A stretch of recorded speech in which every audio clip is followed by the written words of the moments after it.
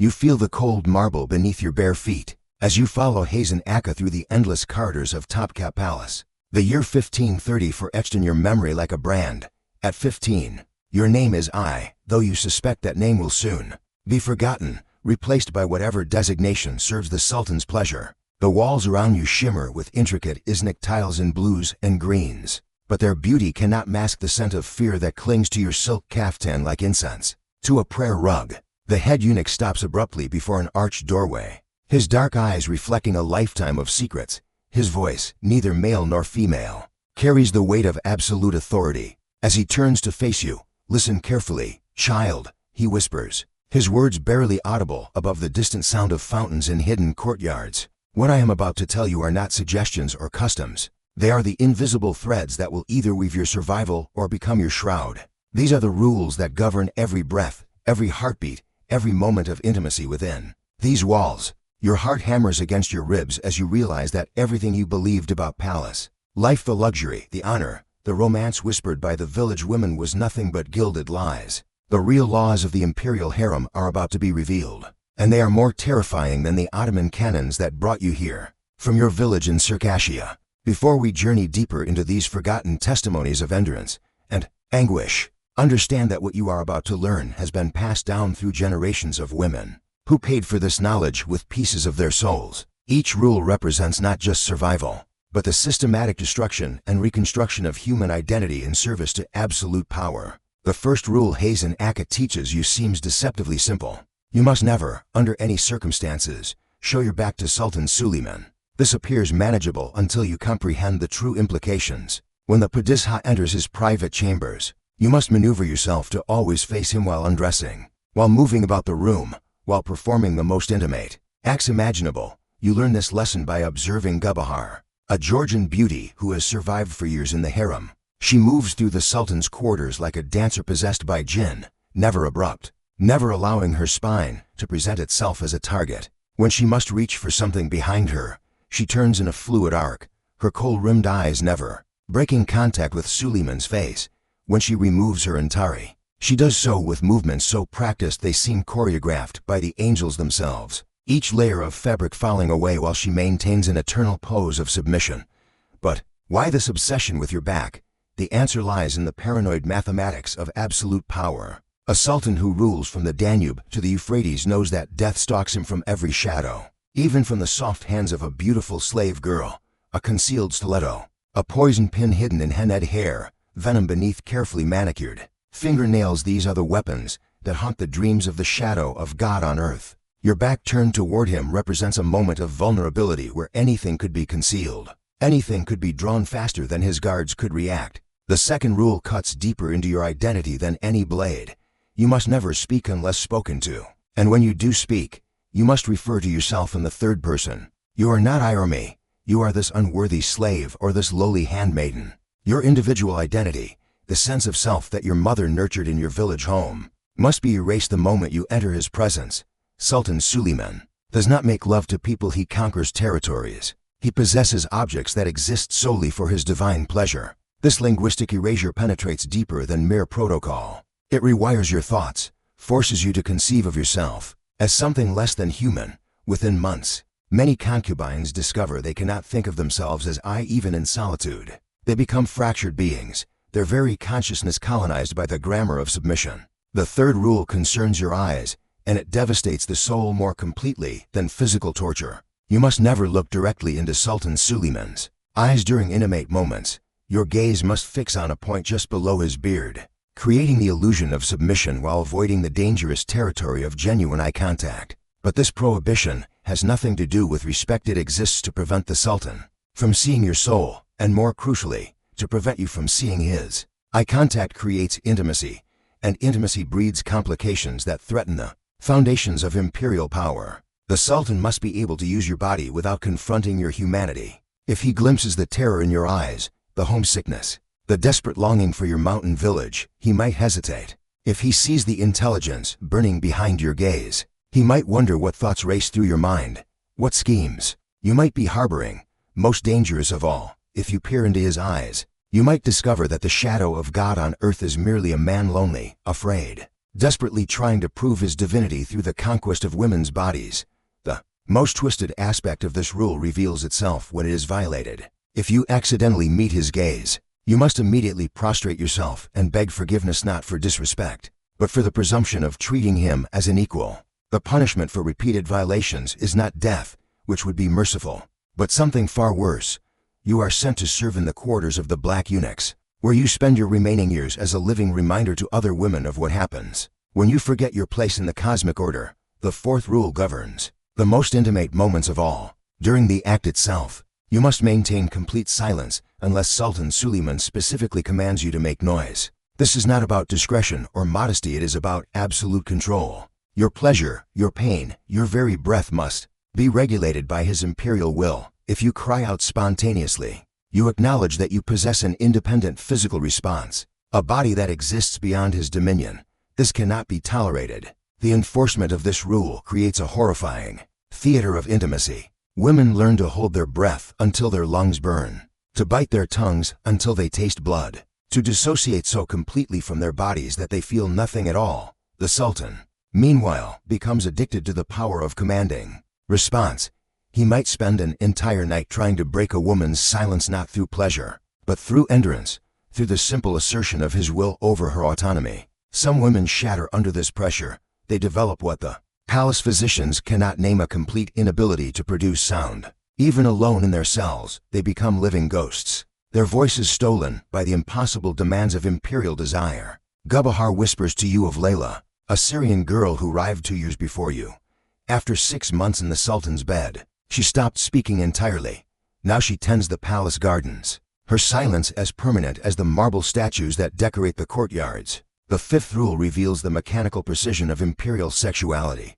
Sultan Süleyman's climax must always come last, but not from any consideration for his partner's pleasure. Instead, his release represents the moment when cosmic order is restored. His seat is considered sacred, a direct connection to the divine mandate that flows from Allah through the Sultan to his empire.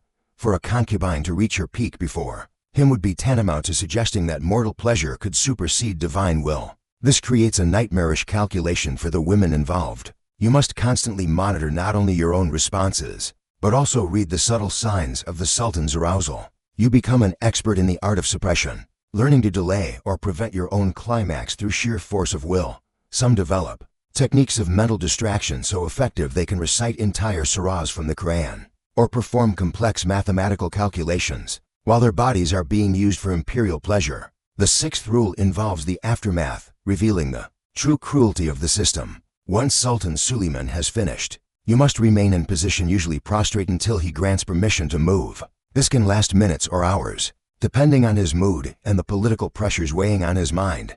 During this time, you cannot clean yourself, adjust your position for comfort, or show any sign of physical discomfort. The purpose is to reinforce the fundamental inequality of the exchange. The Sultan immediately returns to his normal state. He dresses, calls for sherbet, summons his viziers, or even requests other concubines. But you must remain frozen in absolute vulnerability, your body still bearing evidence of your encounter, until he decides to release you from this final act of submission. Gulbahar tells you of nights when she lay motionless for 3 hours, while Sultan Süleyman conducted state business, her limbs cramping, her dignity dissolving drop by drop onto the Persian carpets. The seventh rule concerns pregnancy and reveals the complex intersection of politics and biology in the imperial harem. If you become pregnant, you must immediately report it to Hasan Akka, not to the Sultan himself.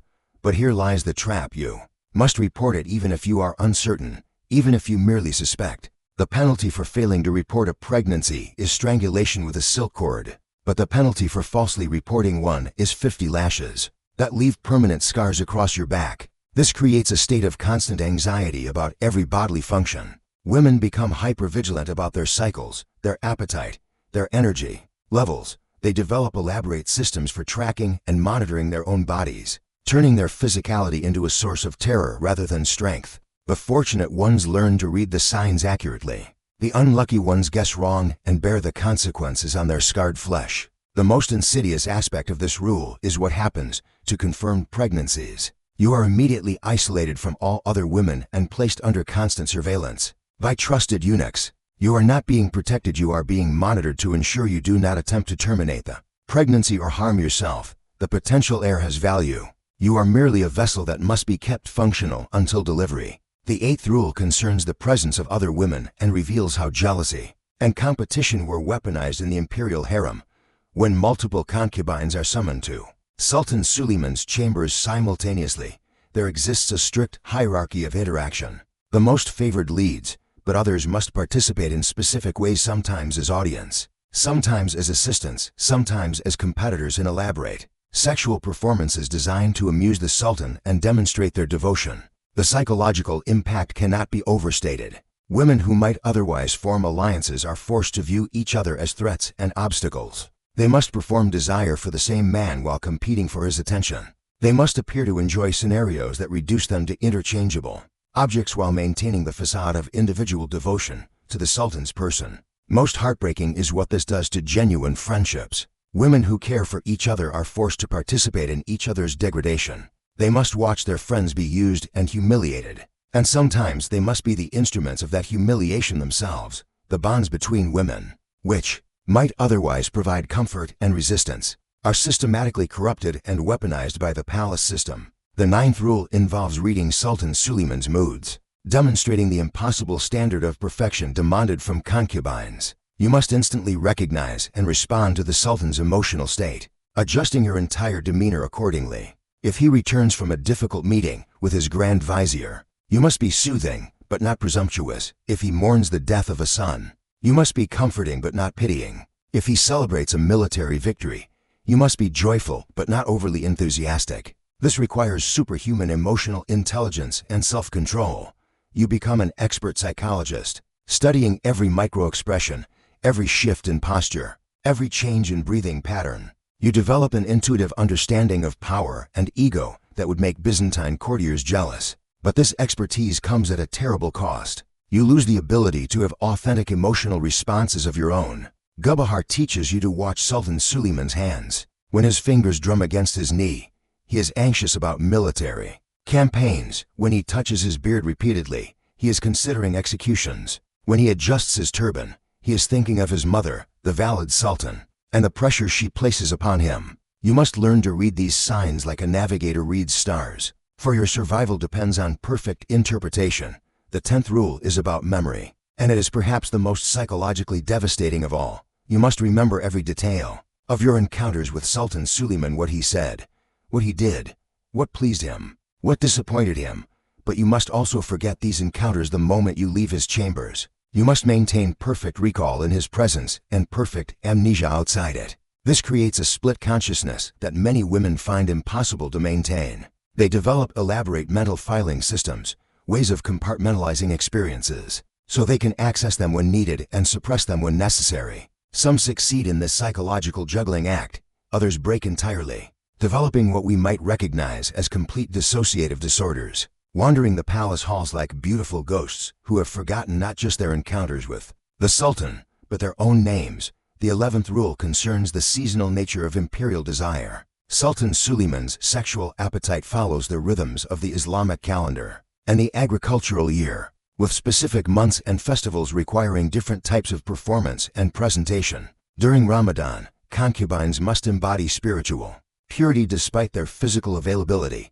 During the spring celebration of Hidderelas, they must represent fertility and renewal. During times of war, they must channel martial energy and strength, becoming living embodiments of victory. This means you must constantly reinvent yourself, becoming living representations of abstract concepts rather than an individual human being. You must study not only the Sultan's personal preferences, but also the cosmic and political significance of different seasons. You become an actress in an elaborate theatrical production where the script changes constantly, and the stakes are always life and death. The 12th rule involves the presence of witnesses and reveals the voyeuristic nature of imperial power. Certain encounters must be observed by senior eunuchs or ranking concubines, not for the Sultan's pleasure, but to ensure the rules are being followed perfectly. These witnesses report any violations, any signs of genuine emotion, any evidence that you are experiencing the encounter as anything other than sacred duty to the empire. This creates a terrifying panopticon of sexual surveillance.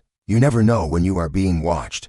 Never know who might be reporting on your performance to Hazen Aka or the Kaisler Akasi. You must maintain the facade of perfect submission, even when you believe yourself unobserved, because the consequences of being caught in a moment of authenticity are severe. The 13th rule concerns gifts and rewards, demonstrating the psychological manipulation at the heart of the harem system. Sultan Süleyman occasionally bestows presents on his concubines' jewelry from the imperial treasury, silk robes woven with gold thread, rare perfumes from Damascus. But these gifts come with invisible strings attached.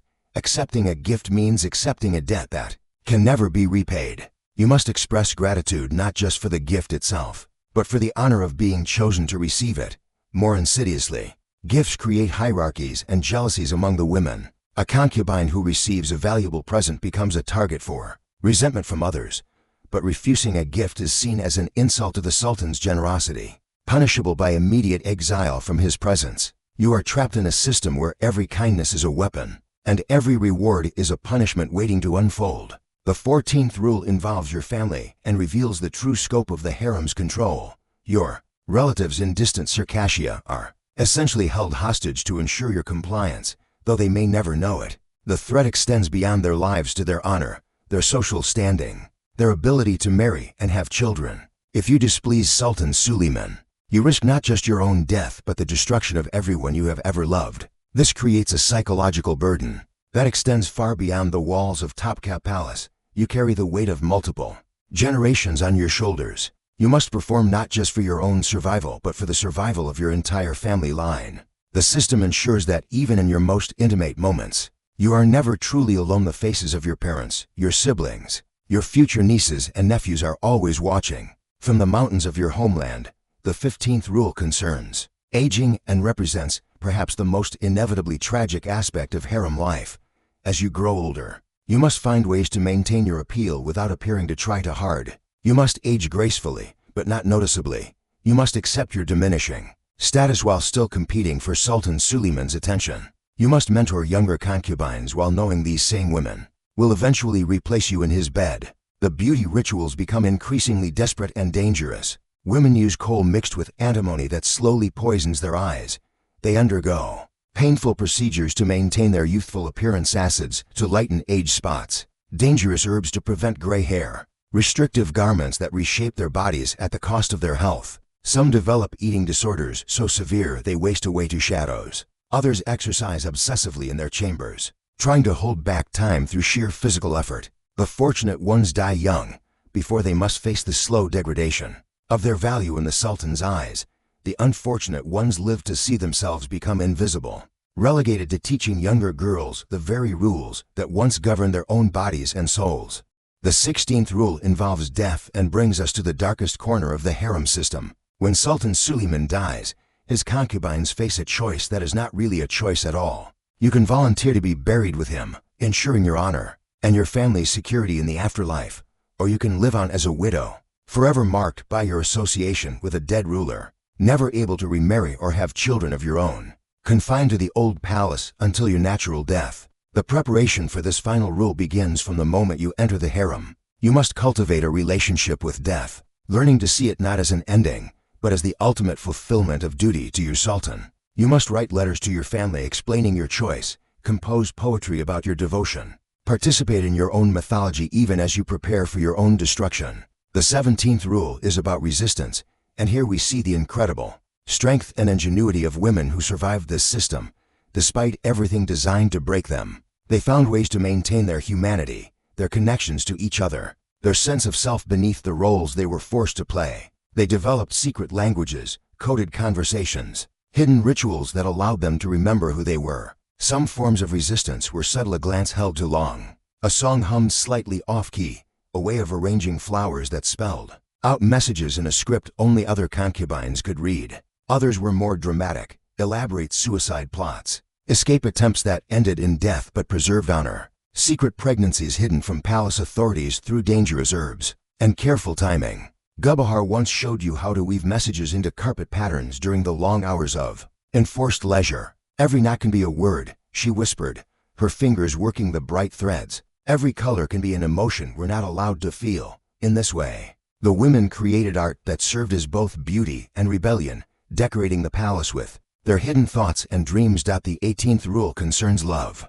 and it is the most complex and heartbreaking of all. You are forbidden from feeling genuine affection for Sultan Süleyman, but you are also forbidden from not feeling it. You must simulate love so perfectly that it becomes indistinguishable from the authentic emotion. But you must also maintain enough emotional distance to survive the inevitable rejection and replacement when age or politics diminish your value. This creates a psychological tightrope that few women can walk successfully. Some fall into genuine love and are destroyed by it when the Sultan's attention inevitably turns elsewhere. Others maintain such complete emotional detachment that they become incapable of feeling anything at all, even after leaving the palace. The rare women who find the perfect balance between simulation and protection often pay for this skill with their sanity, becoming performers so accomplished they lose track of their own authentic emotions. The 19th rule involves succession and reveals the ultimate disposability of concubines' lives. When Sultan Süleyman dies and his son takes the throne, you become a dangerous reminder of the previous regime. You know too much, have seen too much, represent too much of the old order. The new sultan must either eliminate you or find ways to neutralize your influence and knowledge. The lucky ones are sent to remote convents to live out their days in religious contemplation. The unlucky ones simply disappear, their fate recorded in no official documents, their existence erased as completely as if they had never lived. The truly unfortunate ones are kept alive, but relegated to the lowest levels of palace hierarchy, serving as warnings to the new generation of concubines about the temporary nature of imperial favor. The 20th and final rule is about forgetting, bringing us full circle to the beginning of our journey through this labyrinth of power and submission. You must learn to forget everything you have experienced, everything you have seen, everything you have been forced to do. You must become a blank slate, an empty vessel ready to be filled with new purposes and new identities as the political landscape shifts around you. But forgetting is not erasure. The memories remain buried deep in your body and unconscious mind. They surface in nightmares that wake you screaming, in sudden moments of panic when a man's footstep echoes in a corridor, in your complete inability to trust or love or believe in your own worth. You carry these invisible scars for the rest of your life, a walking reminder of a system that valued your beauty more than your humanity. Now, 30 years later, you stand in that same corridor where Hazen Aka first whispered these rules to your terrified 15-year-old self. Your hair is gray beneath your white headscarf, your hands marked by decades of henna and sorrow. Sultan Süleyman is long dead, buried in the magnificent tomb that was built partly through the taxes extracted from your village's grain harvest. His son Selim rules now, and Selim's son after him, in an endless cycle of power and submission that devours women like grain feeds the imperial granaries.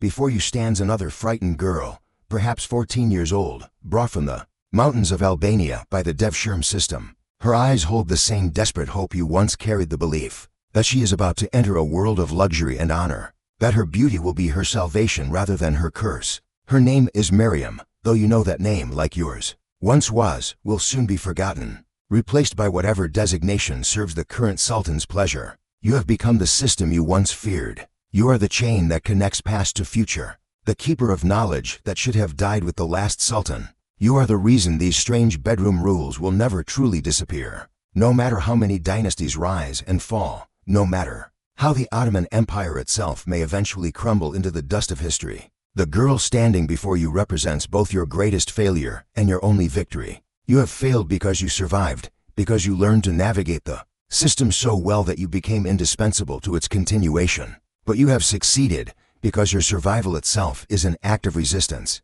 Every breath you have drawn for 30 years has been stolen from the empire that tried to erase you. In the flickering light of the oil lamps, you begin to speak.